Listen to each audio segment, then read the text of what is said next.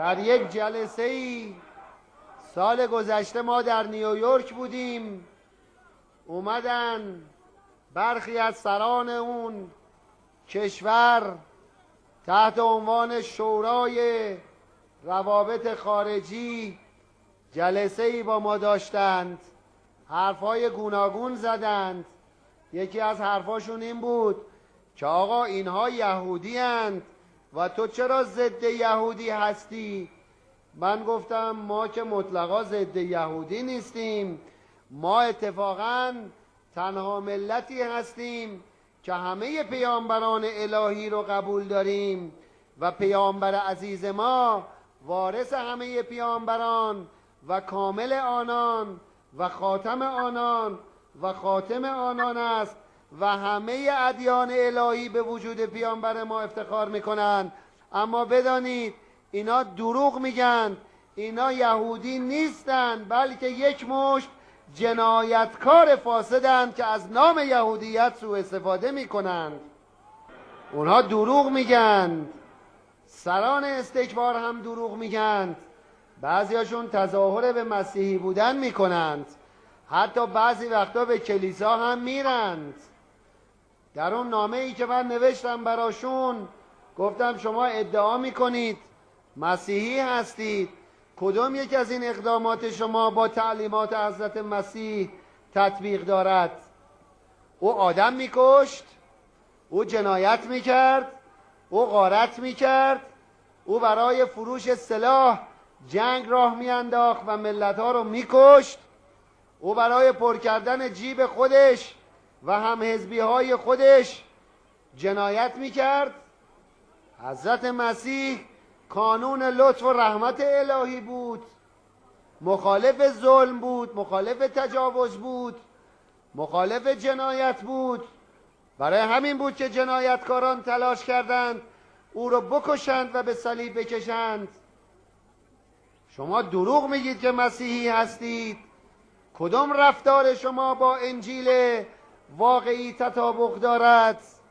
کجای شما با حضرت مسیح همخوانی دارد؟ عزیزان من، هرچه ظلم، هرچه بدبختی هست از ناحیه اینهاست. مشکل بشریت وجود این انسانها و قدرتهای فاسد است. اما به لطف خدا، به لطف ایمان و ایستادگی شما، منحنی حیات این قدرتها رو به افول است. ما میبینیم که اینها به سرعت در حال اضمحلالند. میبینید هر جای دنیا میرن سیاستهاشون به سنگ برخورد میکند و شکستها پی در پی در اردوگاه اونها رقم میخورد.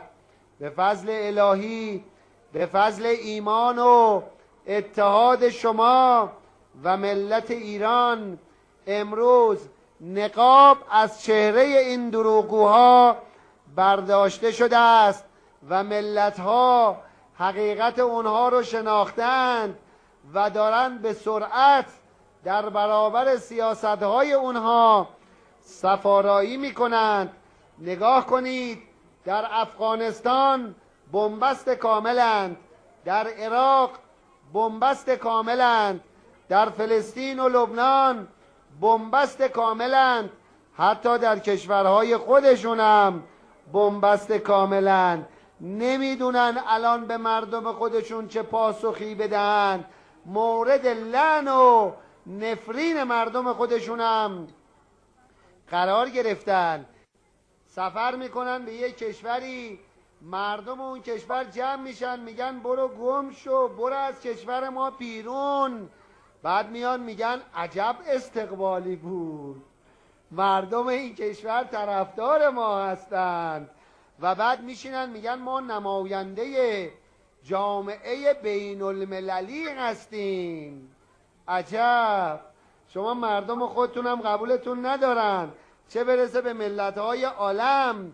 بعد می نشینید به نمایندگی از ملت‌های عالم میخواد تصمیم بگیرید.